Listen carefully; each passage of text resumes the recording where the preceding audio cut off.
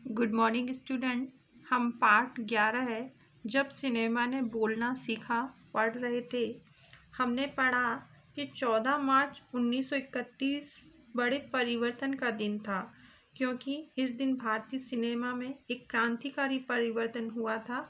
मूक फिल्मों की जगह सवाक फिल्मों का आगमन हुआ था, और वह सवाक फिल्म कौन सी थी? आलम आरा। और जिसके निर्देशक कौन थे? अर्देशीर एम ईरानी। और एम ईरानी को इस फिल्म को बनाने की प्रेरणा 1929 में एक शोबोट नाटक देखने से मिली थी, और उसका उसी पारसी रंगमंच को उन्होंने उस फिल्म का आधार बनाया। और इस फिल्म के संगीत हेतु तबला, हारमोनियम और गिटार का प्रयोग किया, और पार्श्व गायक W.M. खान थे। सारी फिल्मों की शूटिंग उस समय क्या हुआ करती थी? दिन में, क्योंकि उस समय क्या था, मूक फिल्में बनती थी, उसमें सिर्फ अभिनय किया जाता था, उसमें कोई संवाद नहीं बोले जाते थे। लेकिन आलम आरा की फिल्म की शूटिंग कब की गई? रात को की जाती थी, क्योंकि उस समय क्या था, शांत वातावरण रहता था, और उसमें कृत्रिम प्रकाश व्यवस्था की भी शुरुआत की गई। आलम आरा के फिल्म के अभिनेता कौन थे?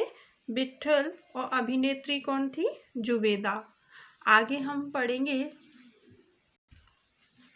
यह फिल्म 14 मार्च 1931 को मुंबई के मैजेस्टिक सिनेमा में प्रदर्शित हुई। यानी आलम आरा फिल्म कब प्रदर्शित हुई थी? 14 मार्च 1931 को। कहाँ? मुंबई के मैजेस्टिक सिनेमा में। फिल्म 8 सप्ताह तक हाउसफुल चली, और भीड़ इतनी उमड़ती थी कि पुलिस के नियंत्रण करना मुश्किल हो जाया करता था। हाउसफुल थी क्यों? क्योंकि वह भारतीय सिनेमा में पहली सवाक फिल्म थी, बोलती हुई फिल्म थी। लोगों ने बड़ी उत्सुकता से उस फिल्म को देखने की चाहत हुई कि पहली फिल्म बनी है तो वो किस तरह से उसमें संवाद बोले जाते हैं। इस तरह क्या था, सिनेमा में बहुत भीड़ हो जाती थी, और वह भीड़ इतनी हो जाती थी कि पुलिस के लिए नियंत्रण करना भी मुश्किल हो जाया करता था। समीक्षकों ने इसे भड़कीली फैंटेसी फिल्म करार दिया, मगर दर्शकों के लिए फिल्म एक अनोखा अनुभव था। यह फिल्म 10,000 फुट लंबी थी।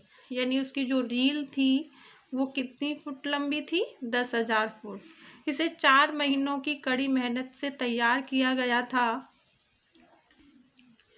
सवाक फिल्मों के लिए पौराणिक यानी जो धार्मिक ग्रंथों से संबंधित कथाओं, पारसी रंगमंच के नाटकों, अरबी प्रेम कथाओं को विषय के रूप में चुना गया। इनके अलावा कई सामाजिक विषयों वाली फिल्में भी बनी।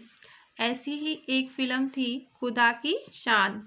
यानी आलम आरा के बाद कई सवाक फिल्में बनने लगी, जिनका विषय क्या होता था? सामाजिक। और ऐसी एक फिल्म कौन सी थी? खुदा की शान। इसमें एक किरदार महात्मा गांधी जैसा था। इसके कारण सवाक सिनेमा को ब्रिटिश प्रशासकों की तीखी नज़र का सामना करना पड़ा। तीखी यानी तेज। सवाक सिनेमा के नए दौर की शुरुआत कराने वाले निर्माता निर्देशक अर्देशीर इतने विनम्र थे कि जब 1956 में आलम आरा के प्रदर्शन के 25 वर्ष पूरे होने पर उन्हें सम्मानित किया गया।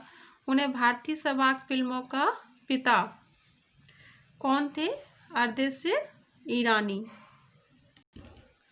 कहा गया, तो उन्हें उस मौके पर कहा था, मुझे इतना बड़ा खिताब देने की ज़रूरत नहीं है, मैंने तो देश के लिए अपने हिस्से का ज़रूरी योगदान दिया है। क्योंकि हर इंसान को, जो उस देश का नागरिक है, अपने देश के विकास के लिए कुछ न कुछ अवश्य करना चाहिए। और एम ईरानी ने सवाक फिल्मों को बनाकर अपना योगदान को पूरा किया।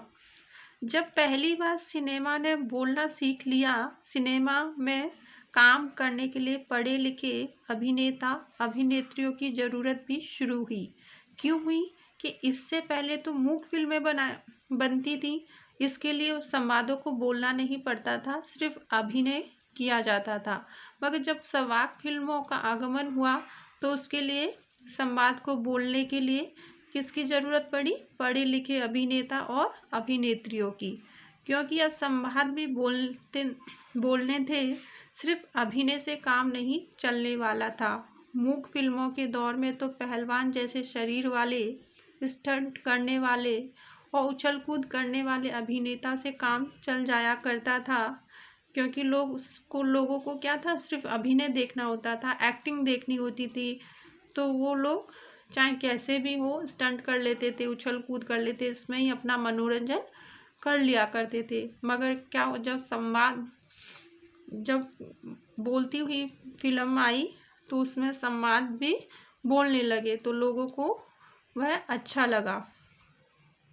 अब उन्हें संवाद बोलना था और गायन की प्रतिभा की कद्र भी होने लगी थी। इसलिए आलम आरा के बाद आरंभिक सवाक दौर की फिल्मों में कई गायक अभिनेता बड़े पर्दे पर नजर आने लगे।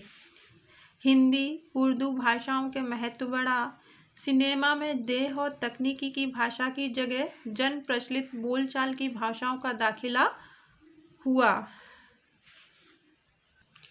देह और तकनीकी भाषा का प्रचलन उस समय क्यों था? क्योंकि उस समय की फिल्में कैसी थी? मूक थी, उसमें संवाद नहीं बोले जाते थे और जन प्रचलित बोलचाल की भाषाओं की जरूरत पड़ी, क्योंकि अब कैसी फिल्में बनने लगी?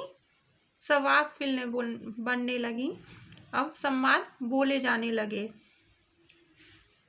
एक तरह की नई आज़ादी थी जिससे आगे चलकर हमारे दैनिक और सार्वजनिक जीवन का प्रतिबिंब फिल्मों में बेहतर होकर उभरने लगा। क्योंकि हम जिस वातावरण में रहते हैं उस पर हमारा प्रत्यक्ष और अप्रत्यक्ष रूप से अवश्य ही प्रभाव पड़ता है, और इन फिल्मों का भी हम पर गहरा प्रभाव पड़ता है। और इसी कारण समाज में रहन सहन, बोलने या व्यवहार करने की स्टाइल या खान पान में निरंतर बदलाव आते रहते हैं। आज भी हम देखते हैं कि किसी अभिनेता की कोई हेयर स्टाइल पसंद आती है तो लोग उस जैसा अपना लेते हैं, या अगर कोई ड्रेसेस अच्छी लगती हैं तो हम उस तरह की पहनने की कोशिश करते हैं। और इसीलिए कहा जा सकता है कि फिल्मी दुनिया समाज के में बदलाव के लिए एक सशक्त साधन है।